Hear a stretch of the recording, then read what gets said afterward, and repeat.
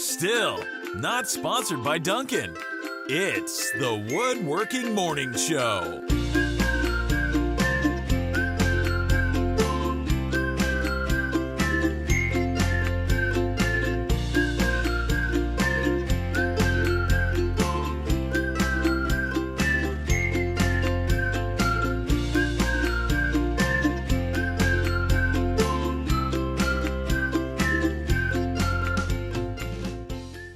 What up, what up? What's up? Good morning, everybody. Good morning. It is the morning show. The Woodworking Morning Show. Yeah, not to be confused with other Morning shows. copycat morning shows that you might find on television. This is the real morning show. Well, yeah, what day is it? Friday? I don't know anymore. It's Friday. Does It's it been a great matter? week.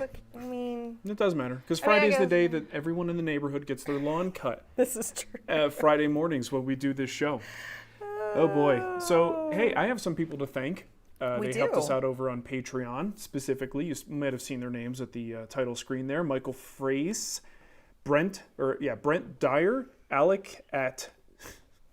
I'm terrible at this job, Nicole. I'm rubbing off on you, honey. I'm rubbing off on you. But it's like, I expect the name to be Alex, but it's Alec, right? Alec. It's screwing me up. At Owlhead Wood Company, John Indearden, Jeremiah Coram, and Matthew Powers.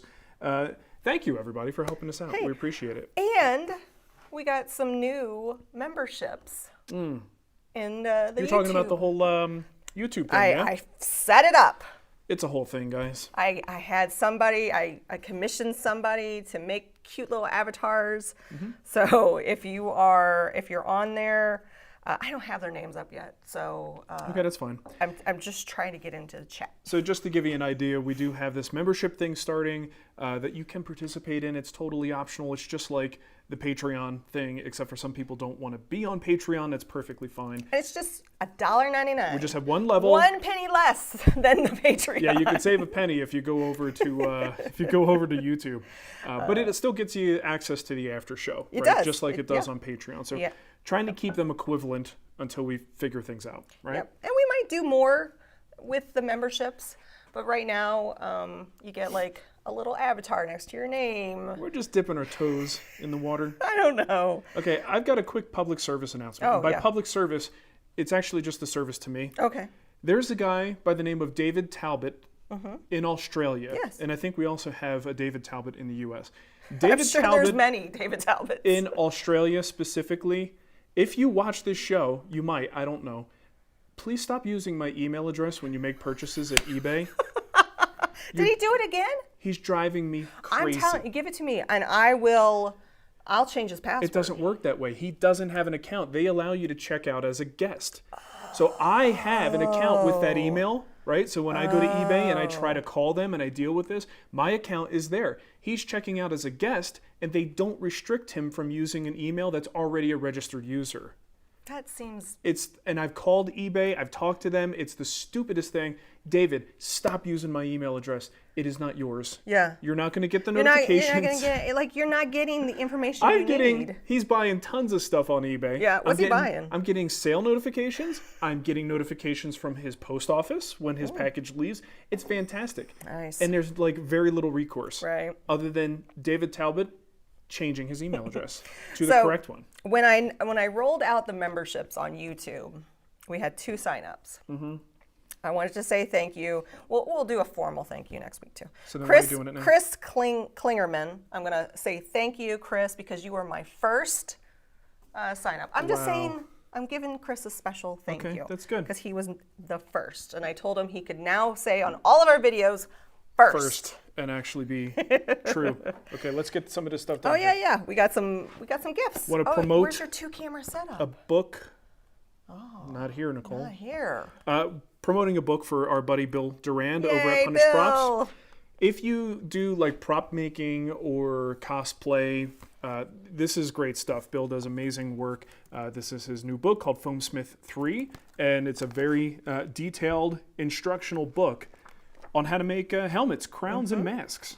So great job. We've leafed through it a number of times, Bill. You know we don't make these things, but it's super fun. It makes me want to, though. It's I'm like, There's some cool stuff in I here. could do that. So anyway, Punish Props. Their website is punishprops.com, right? punishprops.com, and he has the Punish Props Academy, which is kind of like the guild a little bit, where he does more in-depth tutorials and training. That's awesome. So I know it's Bill's not awesome. woodworking, but you guys appreciate good craftsmanship. Go check out Punish Props. Yeah. And one little thank you. This is the cutting board that makes your brain explode. We got this in a Chewy box, and Mark goes, I thought we skipped Chewy this I month. skipped the auto ship this month. I'm like, what the heck is that thing doing out there? And it's like, oh, Alex Snodgrass just reused the Chewy box to ship this to me.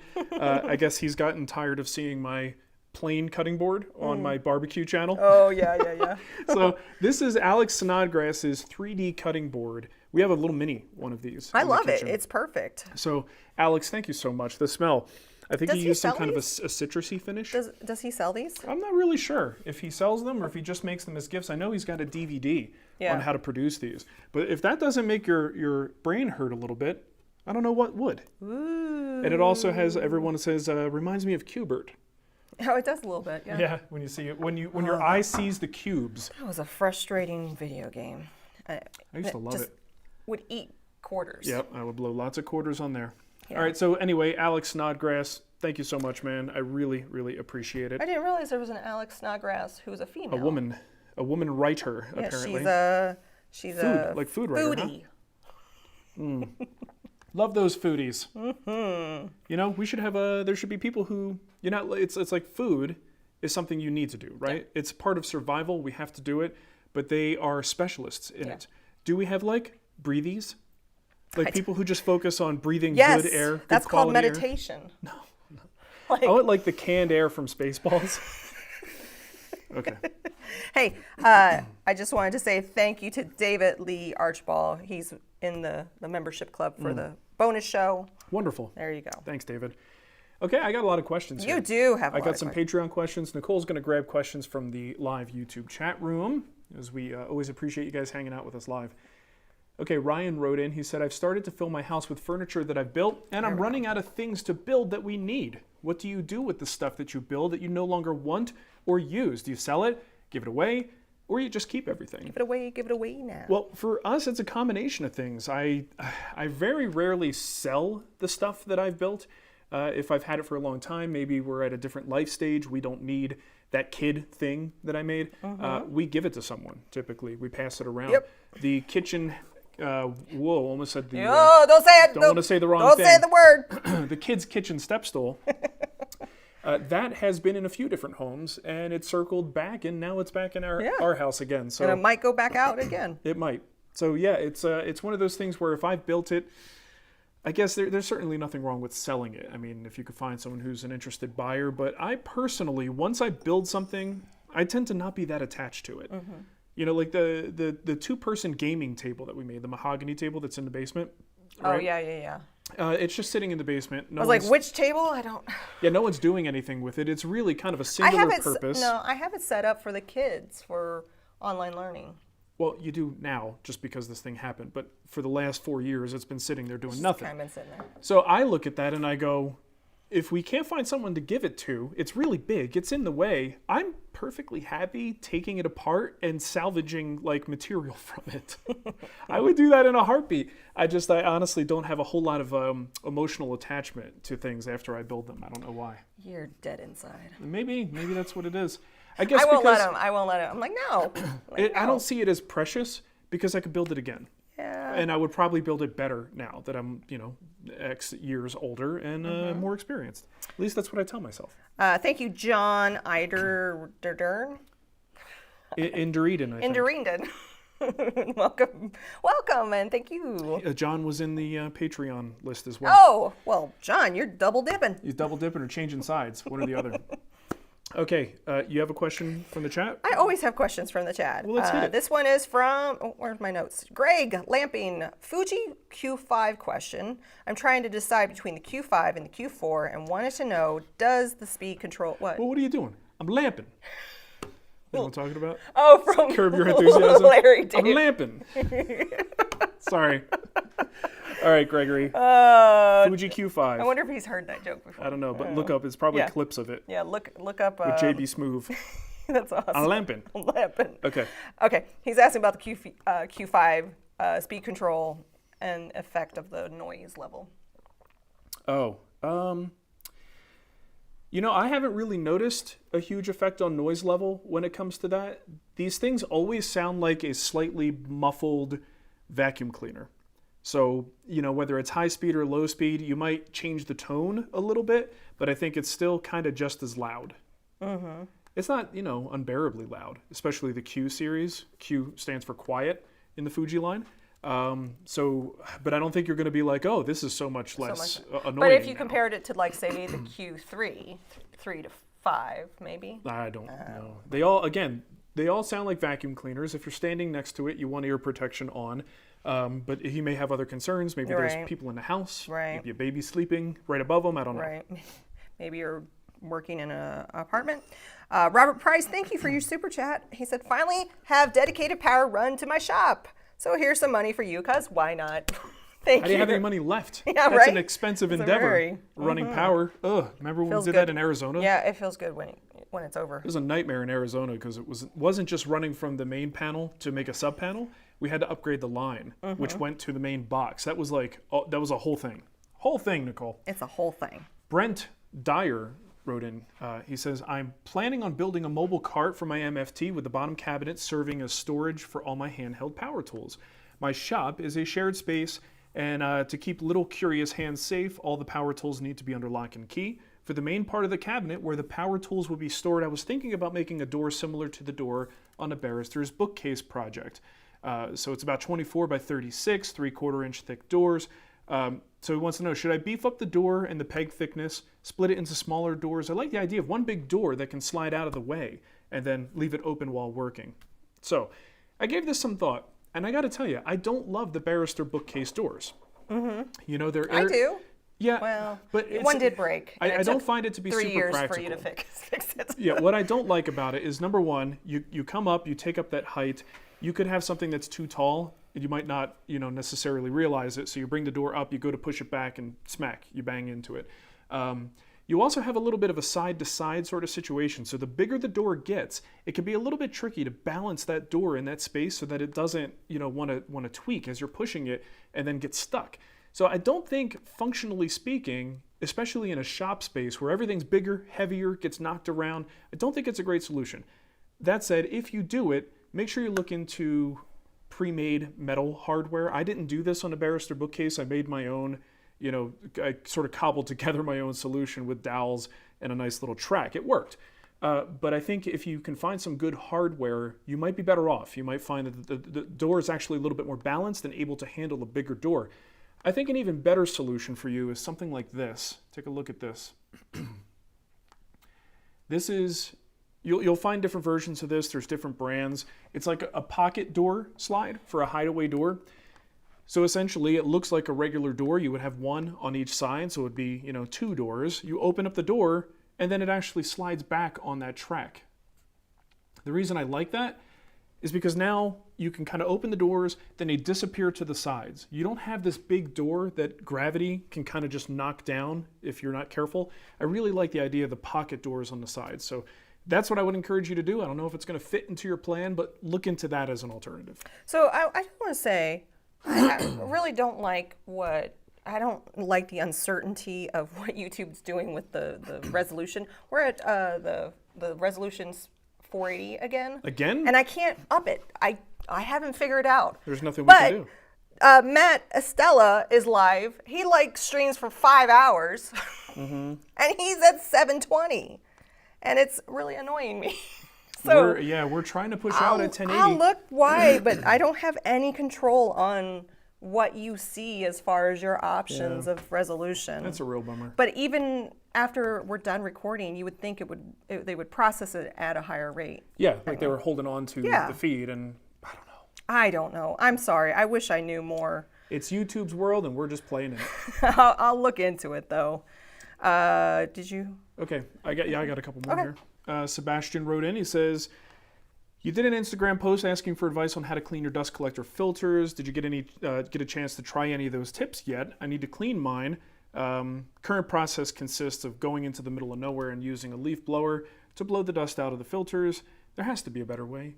I actually think that's one of the best ways. If you can find a space where it's safe and legal to take the filter. We're going to go out in the field and blow it out. There's just not that many places for us to do it around here. It's not like Arizona where everything was already covered in dust, so it didn't matter. But yeah, throw that thing on the ground. Make sure you got some protection for yourself there and just blow the crap out of that thing. The solution that Somebody put a bag around it, right? Yeah, the solution I found that seemed to be the most reasonable was to kind of like bungee cord a trash bag to one end and do that same process, either with some, compressed air might be a little bit too much because you can't get far enough away, and as you get closer, it might be too much pressure. But again, leaf blower, and then you sort of blow everything into the trash bag. I don't know how well that would work. I haven't had a chance to try it. It seems like a reasonable possibility. We have a kid. Okay, I'll be back. Okay. What? It's a reasonable solution, but I don't know how well it's going to work. My fear is that, that's a lot of air blowing out of there. Is it going to inflate and then possibly pop off, and then you just have a nasty mess? So I don't know. And I got to tell you, that thing is ready to be cleaned. I've been running the CNC. Well, ever since I got the CNC, all we've been doing is MDF templates. And MDF is the worst, right? So there's tons of MDF caked into that filter. I'm just afraid of what I'm going to see when I pop in there and try to clean it out. I would love to know from the chat, though, if any of you have really good solutions for how to effectively clean a filter stack that, if you're in a neighborhood and you don't want dust, a plume of dust above your house, what solutions do you have for getting that thing clean? And I got to say, just kind of, maybe hitting it from the outside. Sometimes you can kind of tap on it and try to knock some dust out, or hit it with compressed air from the outside. I think that can work as like a regular occasional maintenance sort of thing, but I don't think it works for like a deep down cleaning. All right, got one here from Jack Delby. Where am I? Okay, my question for Mark is, what are some helpful devices, jigs, things that help you in the shop with material handling? It's a great question. I finally got a track saw, some tables that go up and down, and a lifting cart from Harbor Freight to help me move heavy stuff. I'm working on getting everything on double locking casters and getting the shop organized. I also have a hook strap for picking up sheet goods. I live alone and have a bad neck, back, and hip, so lifting, bending, looking down, and repetitive motions are not my friends. Terrific for a hobbyist woodworker, right? I'm just trying to make sure that I have all of my bases covered so that I don't have anything stupid or do anything stupid, like trying to move a big sheet of ply and drop it, trying to balance something awkwardly and drop it, or create an unsafe situation. Any tips? Okay, so I only have two here that are portable enough to show you in this format.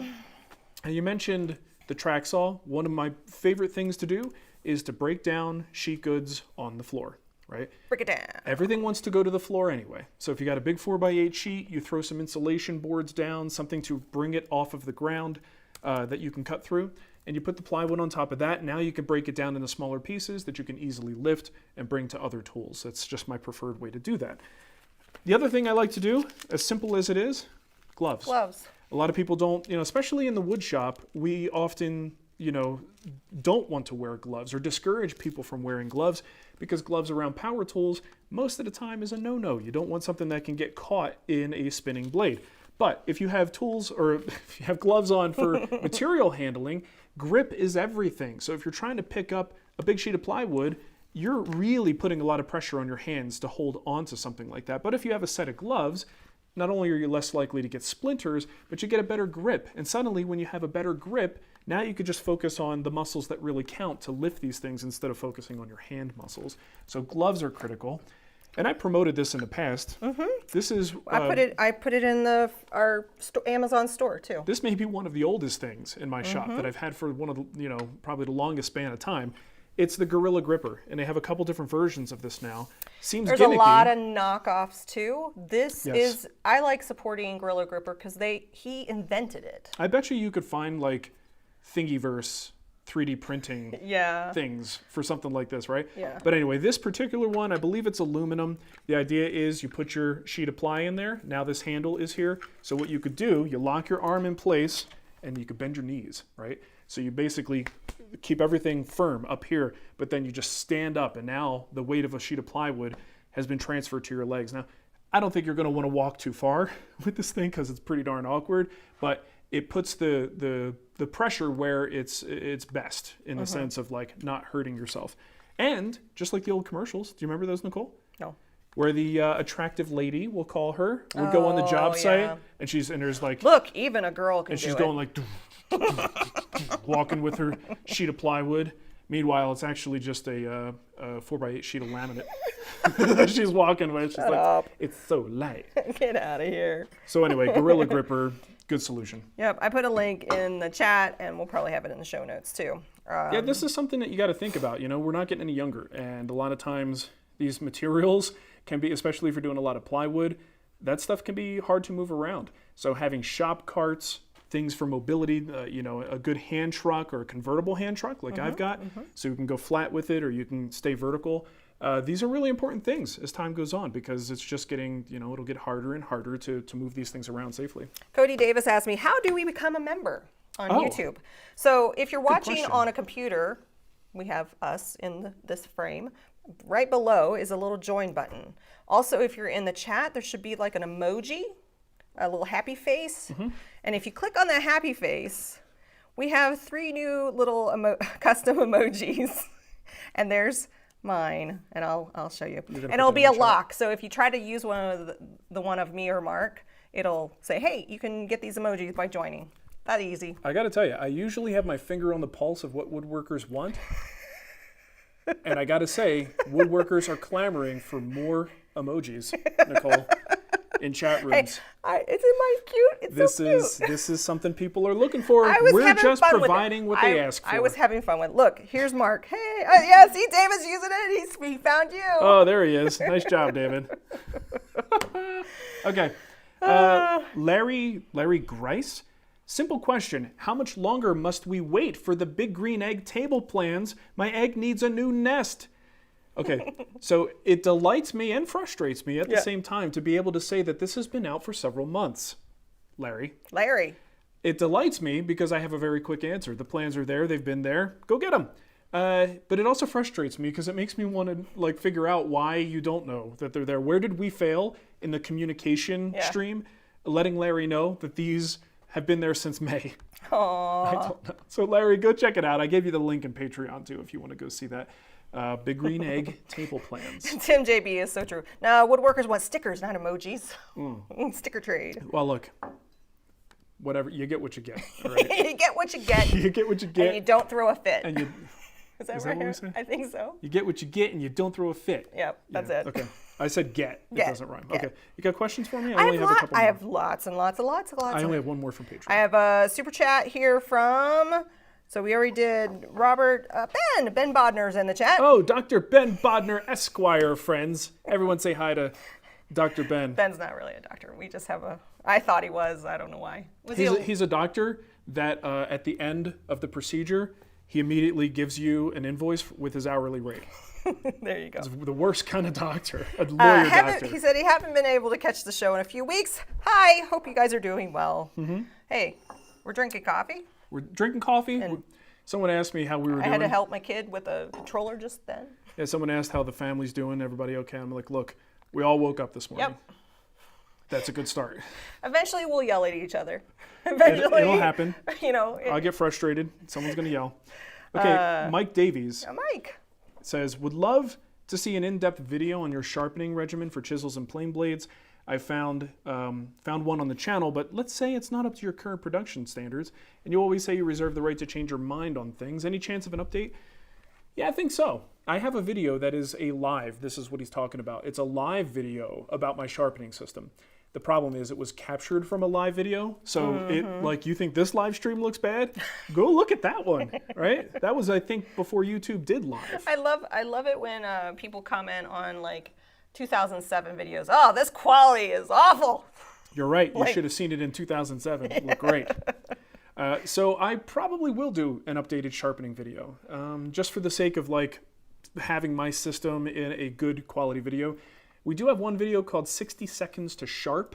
That's on the website right now. You can check it out. It's an abbreviated look at how I take a chisel that's already been, sort of gone through that beginning process, but it's now dull. I just need to sharpen it. So I wanted to show how with a jig, with a particular stone, here's how I get my chisel sharp on a routine basis. So that'll give you some of those answers. But yeah, I'm due for something like that.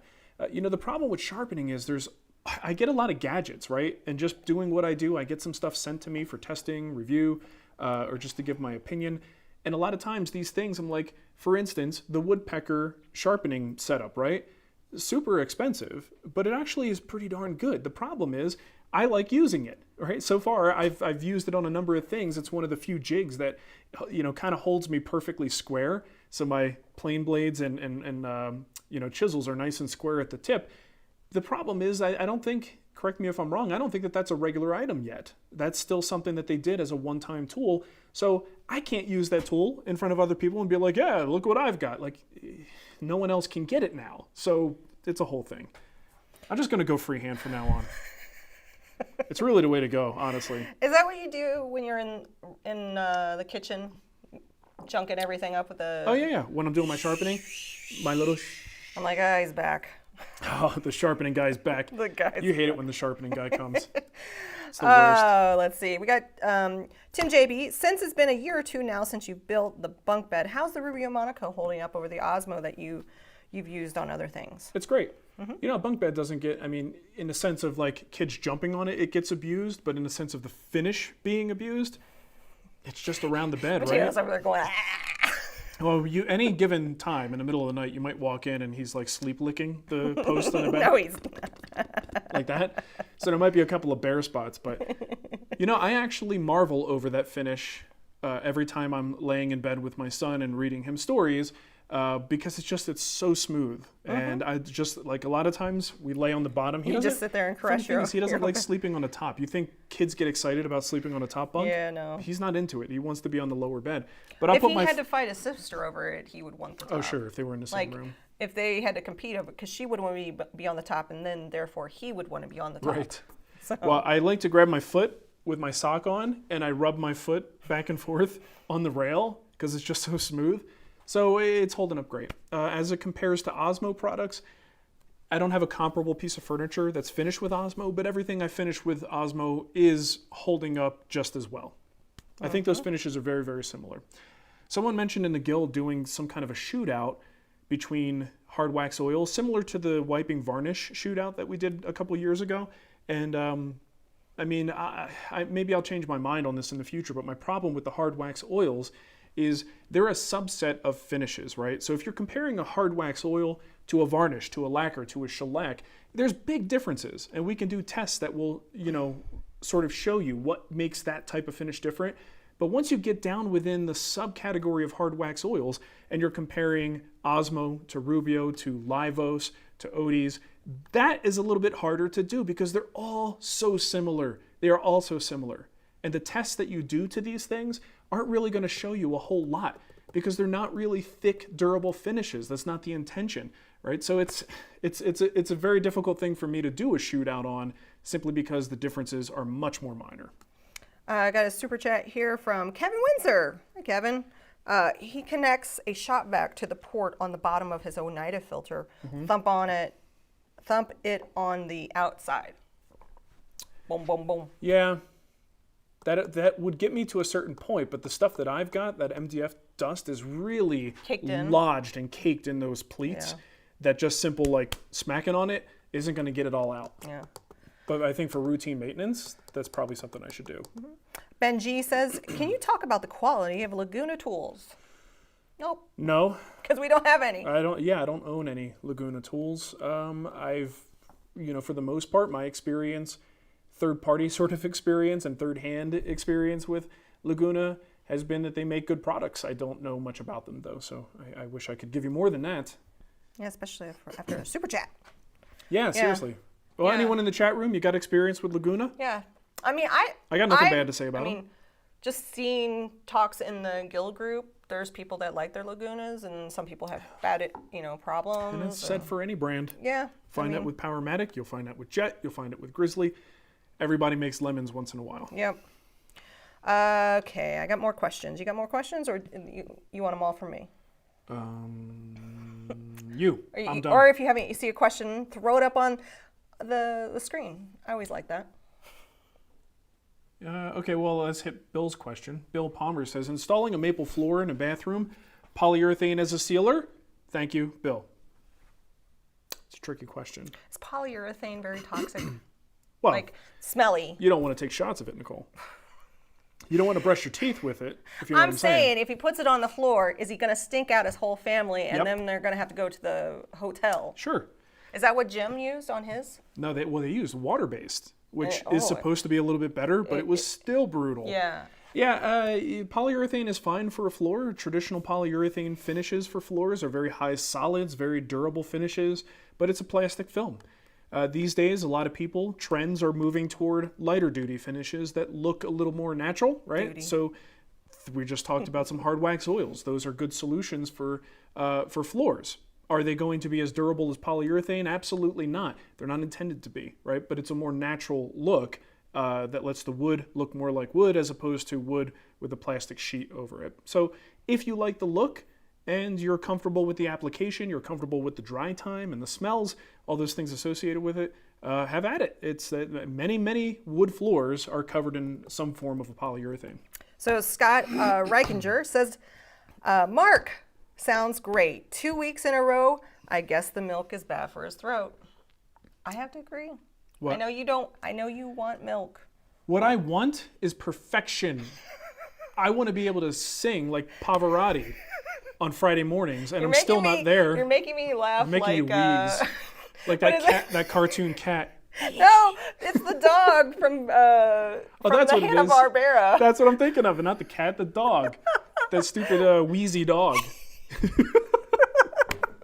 What's that dog's name? We just watched the movie Scoob, and Call he him was Wheezy. No, it wasn't Wheezy. So here's my verdict on the milk and dairy. I think it might make things a little bit better if I lay off the milk and dairy. I think it totally does. But I can't sing like Pavarotti yet. That doesn't matter. But But trust I me, think, I still have stuff in my throat that I'd like to get out right now. Sure. But I think if we try the cut dairy off on Wednesday, maybe Tuesday? I don't know. A few days before the show, Yeah, cut yeah, it off. yeah, yeah. That's a reasonable We solution. could try that next and Okay. see what happens next show. Let's see how it goes, guys. Yeah, Thank you for all of your concerns about my phlegm. I do appreciate it. Muttley, Gary says. Muttley. I was Muttley. By the way, if you haven't checked out the movie Scoob, it went, because of COVID, it went directly to video on demand. We watched it with the kids. It was really fun. Mario says, do you prefer Mario or Mario? Here's the thing. When I talk about the video game, I say Mario. When I talk about my father, I call him Mario. Yeah. My dad his name's Mario. He's always been Mario. My brother is Mario Jr. Yep. What are you going to do? Lots of Marios. Okay. I'm surprised Mateo wasn't a Mario. Why would he be? I don't know. His name's Mateo. But to keep up with like all the Marios. Yeah, in but the it was my family. brother who was Mario Jr. Right. and Not so- me. Right. True. Usually you pass it on Yeah, directly, yeah. right? Anyway. Anyway, nobody cares, Nicole. Nobody cares. Mario wants to know about the Shaper Orgin, wondering if you had a chance to use it, had an opinion about it. You hear that? Oh yeah. Okay. You did that on purpose though. No.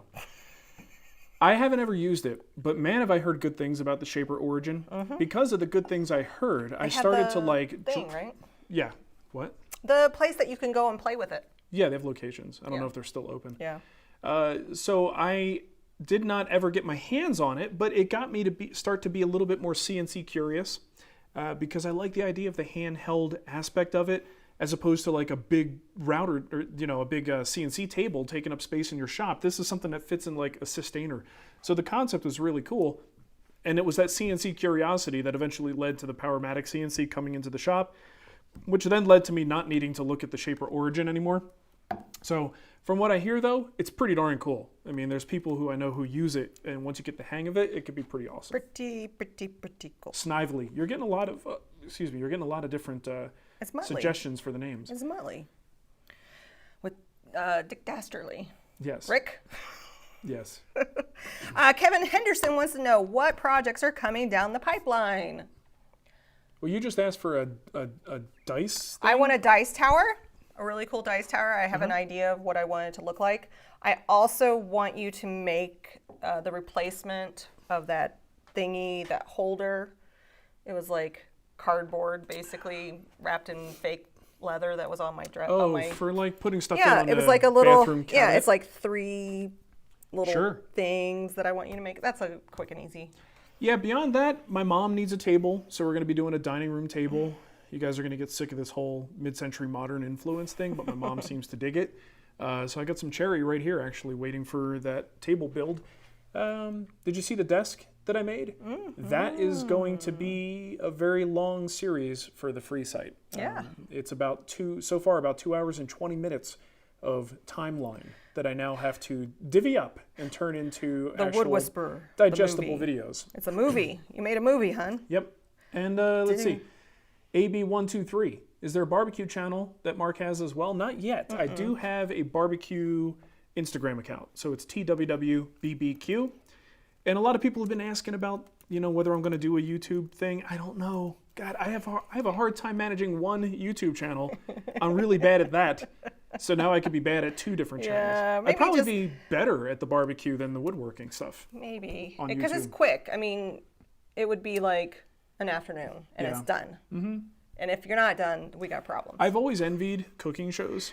Like in terms of filming a cookie show, could be cookies, a cooking show, you have so much more of a static area where you have a stove, you have a prep area, stuff like that. I am jealous of people who can film in that environment versus filming in a full shop where every shot is different, the lighting is always different. It's just a huge pain in the butt. But cooking sounds like a fun medium, like a fun topic. Yeah, sure. Okay. That's the wrong window. I'm going to get you another question I got one here. Sorry. Oh, You're too late. Apo Apina says, the world needs to know. In Wood Talk a few years ago, you said that you would be a cook if you wouldn't have found the joy of woodworking. Does that still apply? Well, I think we just kind of covered that. Mm-hmm. I think if something happened with woodworking that prevented me from doing it and documenting it, I probably would lean in pretty hard on the barbecue thing. Yeah. It'd be interesting, though. Sean Cobb wants to know, what is your go-to furniture hardware? Brusso, usually. Yeah, right? I mean, Brusso, when they have what I need. Right. Brusso has a very limited selection of hardware, but they are one of the best and also one of the priciest. So wait for a sale. They always have yearly sales or seasonal sales. But Brusso is fantastic if you just need like good quality, high-end hinges. They've got some pulls. They've got like a couple different things. Good quadrant hinges, knife hinges. If you're just looking at like standard cabinet hardware, I'm not too picky about things like drawer slides and Euro hardware, things along those lines. Look at Horton brasses. That's another place where you could find some things that you may not find in the Brusso line, but still good quality. I've gotten a few things from them in the past. Oh, I like their hammered. I like that. So that's Horton, Horton brasses. Like Horton Here's a Who? Yeah. I'll put a link in the chat. Okay, I got to answer Michael Donovan's question. Okay. Michael Donovan, you look like you have one hell of a beard, my friend. Look at that thing. I would have a challenge making a mask for him. Would it work? You have to make one with a little, like a little satchel for the beard? I guess I could use elastic on the bottom and like tuck it in. So it has to go under the beard to like get to his neck? Yeah. Tuck that bad boy in? Yeah. I've seen people do the whole like complex rolling and tucking and getting their... Anyway. You talked so long that his question left. His super chat left the screen. Sorry about that, Michael. Okay, Michael says, I'm buying a router table and would like to hear your opinion on doing a standalone router table versus table saw extension wing. Also, what brand would be your top choice? All right, so standalone I think is always better. The problem is not everybody has the space for a standalone router table. It's a lot of, square inches to dedicate to that one particular task. But I think it's better because you have full mobility around it. You can move it around wherever you need it to go. You've got lots of options in terms of brands. If you wanted to get like an Incra, Craig, Jessam, there's just a ton of different brands. I think on a table saw, it's the better solution when space is a premium, right? If you don't have much space, well, that extension wing on a table saw is a perfect place to put something like a router table because now you could have a dual use fence where both sides of it, one side for the table saw, the other side can be used for the router. And it just is a place where it's kind of just collecting crap anyway. My extension wing right now, it just has tons of crap on it, right? So you may as well do something useful with that space. So I am very much in favor of utilizing that space if space is tricky for you. But I do think your options, your accessories, what you can do with it will be a little bit, less than what you would have with a independent router table. Also, the things on top of it is kind of a compelling reason not to do it, because stuff always ends up there. And then every time you go to use the router table, you're like, oh God, okay, let me put these 14 things away. That's what I would have to do right now if I had a router table there. So, if you're really diligent about cleaning your shop, you might not have that problem. So if space is a concern, do it in the extension wing. If not, go to standalone. Right now I roll with a Incra. I went from a Jessam to an Incra. Jessam is great. Incra is great. Just look at the feature set. Incra is like super detailed. You can really dial into the nearest thousandth. And let me tell you, there are times where that's a nice feature, right? Just being able to turn a dial and you're going almost an imperceptible amount of movement, right? Just a thousandth. Incra's pretty fantastic for that. But Jessam makes a great router table. In fact, some of the components that came with my Incra setup are actually relabeled Jessam parts, like the master lift, right? So Jessam's great. Craig makes some good stuff. Rockler actually has a lot of Rockler branded things in their store that I think would be a little bit more budget friendly. Check those out. And of course, chat room, if you have any suggestions, let's give Michael his $14.99. Oh, that was nice. Hopefully that was a good answer. I gotta put your back into it. Yep. What else? Let's see. So, did you get Adam's question? Okay. Adam did a super chat, and he says, would Rubio Monocoat work well on the gaming dining room table, or would you suggest a different finish? I'm using Sapili. Sapili. Is that how you say Sapili? Sure. All right. Yes, I think Rubio is fine on any project. You have to understand what Rubio is and what it isn't, right? And as long as you understand that it is a very natural, light-duty finish, this cutting board was finished with oil and wax, right? It's not real shiny. It looks very natural, but it still looks like it's got finish on it. This is the visual impact you're going to get with something like Rubio. It's matte, and then if you use their universal, universal maintenance oil, that adds a little bit more sheen, but it's still not shiny, right? So if you're okay with that look, then you're golden. If you're okay with the fact that it's not going to be super protective, it will protect from some spills and moisture, probably a little bit of heat and very little abrasion protection though, because you're not putting a film on top of the wood. It's just a hard wax oil that's kind of curing within the fibers of the wood. So scratch resistance is really something that comes down to the wood species itself.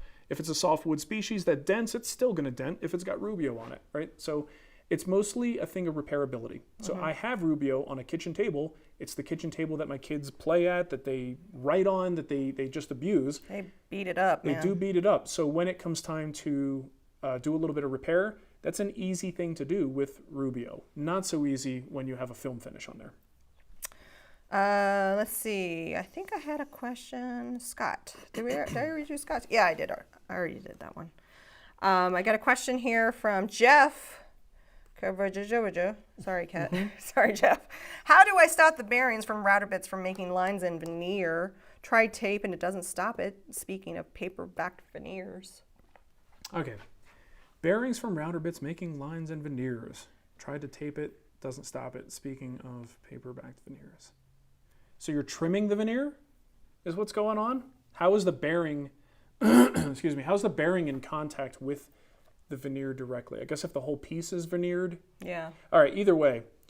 Sometimes the bearing can get stuck. Sometimes it can get a little bit of dust in it. If it's not freely moving, as you're pushing it across the edge, you can get a little bit of friction that's creating that sort of, it's almost like a burn line or an indentation. He says, I'm just flush trimming edges and the bearing is making nasty indentations in the veneers, which is destroying the veneer. Okay. Sometimes a new bit, that might be something to look into. Sometimes the bearing just isn't cooperating. If it grabs and it's not, just like I said, freely, so the bit can spin, but the bearing is just sitting on the work. So there's two things that's going to happen. One is the bearing's getting a little bit stuck, so it's spinning at the same rate as the bit. That's causing a little bit of friction and a little bit of burning. The other thing that can happen is sometimes when we put too much pressure on there, the bearing is maybe not spinning, but you're actually pushing really hard trying to, maybe you got a death grip on this thing, you're pushing across, and you can cause dents that way if you're not careful. So again, if you can't free up the bearing or you can't easily replace the bearing, maybe try a different bit, see if that helps. Michael Donovan said, thanks, man. Just delivered a big job, so I figured I'd share the love. And then Jeremy Spence. Thanks, dude. Jeremy Spence in the chat also gave him some feedback, too. So he thanked him. Good. So, do you see, you have a little bit of a delay. So scroll all the way down for you. Oh, yeah. Well, I got stuck on a couple of questions. Super chat just came in for you. From John. John! Okay, first, many of us want a Babinga shirt. That you're wearing. Oh, okay. Somebody asked where we get our shirts. All over the place. Honestly, Kohl's, Walmart, Target. The Star Trek shirt that I got you was one of those wonderful Facebook ads that some internet fed to me. place. It just depends. Okay. So yeah, the Babinga shirt, we could probably bring another run in. When your this mom was a gets limited here, time run. we're gonna revamp our whole T-shirt operation when your mom gets here, so we can actually start doing T-shirts again. That sounds good. Yep. Okay, and the second question is a big boy set of chisels. Which set do you suggest? I've gone through some chisels. It's weird. Chisel. Chisel. The thing with chisels is, what do you really need? You need a set of chisels. It doesn't matter what brand they are. It doesn't matter when they were made. It doesn't matter what color the handle is. A set of chisels, learn to sharpen. Some you'll have to sharpen more often than others, but they all work, right? It's fine. If you're looking to really upgrade the set of chisels, because that's what we do sometimes in woodworking when we have a little extra money and we want something nice, then you start to look into these other things. I just want to say that because I don't want people to get the impression that suddenly when they get a expensive set of chisels, their woodworking is going to improve. It's not. If you can't sharpen yet, you don't know how to hone a fine edge, you're still going to get bad results, right? Regardless of the price of the chisel. I've got a set of Amazon Basics chisels over there that I bought specifically for when we do like a beginner series on the show. And I had to use one of the chisels recently to do something in this desk project, and I was really impressed. Like once it got honed up and sharpened, I mean, I also had to destroy it by grinding the sides. That was the reason I used it. But it sharpened up perfectly fine. And I used that chisel throughout the entire project to do through mortise and tenon joints. It worked great, you know, and that is it was $20, a little bit more expensive now. It was on sale, but it was $20 for a set of 4 chisels, right? And it worked fine. So anyway, all that said, I am right now using Lee Valley's chisels, the PMV11 chisels. Those are pretty fantastic. They hold an edge for a really long time. That's going to be my recommendation. But there are so many other ones out there. If you want a more budget-conscious, choice, you got the Narex chisels. Two Cherries is a decent brand. Lee, I used to have them up here. It was easy to refer to them. Lee Nielsen's chisels are pretty fantastic, and even the Stanley Sweetheart set of chisels, the newer one, kind of look like the Lee Nielsen, actually. Those are pretty darn good chisels, too, and they're a little bit more budget-friendly. So you'll get lots of recommendations from people when it comes to chisels. Okay. Honestly, find a handle that you like the best. Go with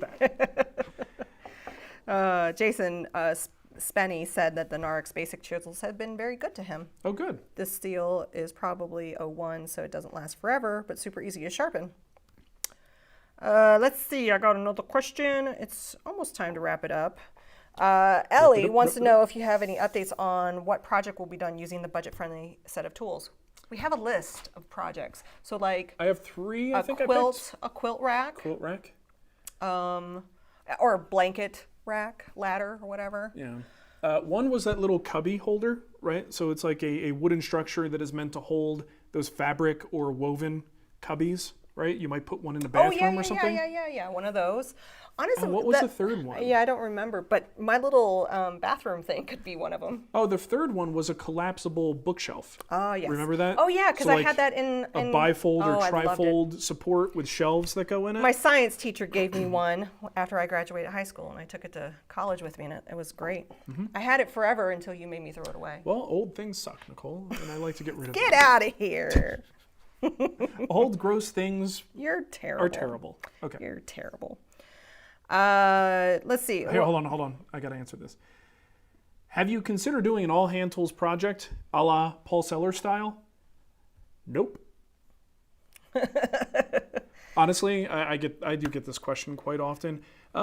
Generally speaking, I do the kind of woodworking that I enjoy, right? That's, for me, what this is all about. If I don't enjoy it, then that kind of translates into the content that I produce. I don't enjoy all hand tools projects. Yes, it's more challenging, and that's why some people love it, but it's not something I love. I like using hand tools very strategically in my work, I also love my power tools. So honestly, unless it was part of some weird challenge that I felt like taking part in or something like that, I don't see myself anytime soon doing an all hand tools project. And I don't think people come to me expecting that, right? Did you tell people what you're going to be doing, like the every 2 weeks thing? Did you announce that? I think we briefly alluded to it last week that we're trying to do more. So you have a new video. Content. We have a new video on the channel, and we're up to date on Amazon. So if you happen to watch the show on Amazon, we're completely up to date there. Yay! Yeah. But the last video was the bed. The bed video, and now I've got the desk project. Again, well, I said before, it's about 2 hours of content. Still haven't decided where I'm going to chop that up to put it out on YouTube. And I may have so many videos from that project that I have to go weekly until I kind of get caught up. And then I will resume trying to do at least every 2 weeks if I can. Every 2 weeks? On the free side. What? Like play a deal. What? What? The 2 week thing? 2 weeks. 2 weeks. You swinging at gnats? Yeah, what's the gnats? I feel like there's gnats all over the place. Maybe someone left fruit out. Yeah, maybe. Could be. There's probably like a banana peel in the corner of the shop. I put that there. Just I want someone to slip on it. Old school comedy. Nardig Games. Is that how you say it? Narrodig? Narrowdig. Narrowdig. I have recently fallen in love with the concept of French cleat storage system in a shop. Sure. Is there any major downside that I should be concerned about? Yeah, crap falling. Stuff falling off the wall. I mean, you used to have it. You have an old video that shows how to make a French cleat system. Because I invented it, Nicole. No, you didn't. I did. I was the first person to make a video on YouTube, therefore I invented it. Okay. All right. So yeah, the French cleat storage system is a really good option, very versatile, easy to make. I think if you do a little bit of research and you see what people do for how they construct something that hangs on there, there's a right way and a wrong way to do it. You can't just simply put the cleat on the back of anything and expect it to be safe and secure on the wall. Sometimes you have to have parts that are a little bit longer, so it doesn't have a chance to fall off necessarily. There are just things you can do.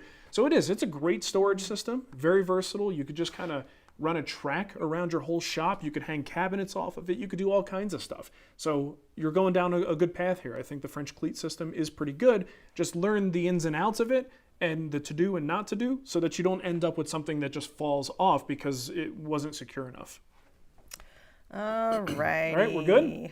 Yeah, I think so. So if you are a Patreon supporter, you have access to our after show, which is basically more casual conversations. We talk about video games, we talk about Star Trek, we talk about movies. Kids, a lot less woodworking, but we still talk about woodworking. I'm going to put a link to the Patreon post, but we had a lot of people sign up for the YouTube memberships too. So if you go underneath the community tab on the Wood Whisperer page. you know that tab that you never click on? Click on it now. Go there. Click on it now. Or the one that you never knew was there? Yeah. Go find it. I'll put a link to the community tab in the chat so it's easy for you to find the after show video. And we'll be doing these every week. We do them every week. Some of the social stuff on YouTube, I'm wondering, is it successful? How is this working for them? I see people who do regular stories, basically the same thing as an Instagram story, but they do it on the YouTube platform. And I go look at it, and it's people who I know have a massive following. Right. And there's 20 views on the story and one comment. I don't know that people who use YouTube are there for that. Yeah. So I'm not sure if that stuff works. Stoff wants to know if you can recommend a good mask for both dust and fumes. The 3M. Yeah, if you can get it. Yeah, you might not be able to get it right now. Because of COVID, a lot of these things are limited and difficult to source. 3M 6500 is my favorite respirator. You can have standard, they're usually pink cartridges for particulates, that's dust. And you could put on organic filter cartridges in place of those, and then you'll get a little bit of dust filtration, but also organic vapor relief. Did you say 6400? 65. The 6500 is the quick release version, which I really love because sometimes you're working, you got your mask on, you just want a little sippy of coffee. So you go, bloop, take a sip of coffee. Oh, it looks like you can. Maybe. It looks, it says, normally I don't see add to cart. Yeah, on Amazon, since March, really, those masks have been limited to frontline workers. Yeah, it says add to cart. So it looks like they're available now. It does say that you have to verify that you're a professional or commercial user. But, I guess if you could verify. Oh, okay. Well, Yeah. we're a business account, so Yeah, maybe maybe it's it's already different. maybe they'll see something different. Yeah. Anyway, still a little hard to find. A little hard to find, Okay, so but it's a good mask. yeah, I know Mike says that the YouTube Stories update does show in the feed, but is anyone watching them? That's what I'm Right. saying. People with audiences much larger than mine are barely getting any traction in there at all. I just don't know if people are used to seeing it and clicking on it and actually watching it. That's What's today? maybe not why they're on YouTube. Someone What? told me that the link that I put up for Patreon goes to last week's post, but that doesn't seem right. Well, you know what? Nicole's new at this. You guys got to cut her some slack. I'm not new. I purposely make sure. I'm joking. Yeah, it says, wait, click on the video. Yeah, click on the video. I'm just joking you. You're just joking me. Okay, anything Don't be else before joking we me. go? I am going to try. It's got to be a little bit of work between now and then, but I'm going to try to get the first video in this series for the desk. Try to get that out on Sunday. Sunday is going to be my release day. Not because it's the best time to release a video, but because if I don't have things done by Friday, it gives me a couple more days to get things done on the weekend. So there you go. Oh, for some reason, the inside part. I could have swore I fixed that. Okay. I'll fix it now. All right. Thanks for hanging out with us. Yeah, thank you, everybody. We appreciate it. Hope you have a great weekend, and we'll see those of you who are members and Patreon people. We'll see you in the after show. Yay. Have a great weekend. Bye-bye.